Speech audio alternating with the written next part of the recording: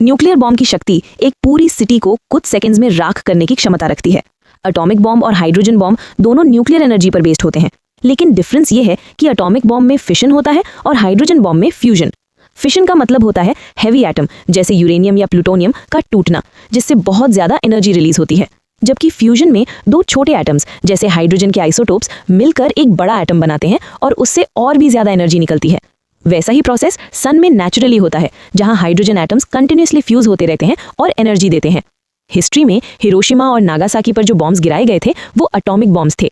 Hiroshima में little boy जैसे uranium based और नागासाकी में फैट मैन जैसे प्लूटोनियम बेस्ड। इन बॉम्ब्स में टोटल मटेरियल का सिर्फ छोटा सा हिस्सा ही एक्चुअली रिएक्ट कर पाता है, क्योंकि एक्सप्लोजन इतनी जल्दी हो जाता है कि बाकी मटेरियल उड़ जाता है और चेन रिएक्शन रुक जाता है।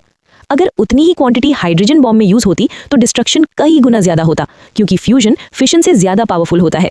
इंटरेस्टिंग बात यह है कि फ्यूजन स्टार्ट करने के लिए पहले फिशन बॉम्ब का यूज किया जाता है, क्योंकि फ्यूजन के लिए बहुत हाई टेम्परेचर चाहिए होता है। सन में फ्यूजन इसलिए नहीं रुकता क्योंकि वहां इमेंस प्रेशर और टेम्परेचर कंटिन्यूअसली मेंटेन रहता है। साइंस रिलेटेड ऐसे ही फैक्ट्स जानने के लिए चैनल को सब्सक्राइब कर लो और बेल आइकन को प्रेस कर दो।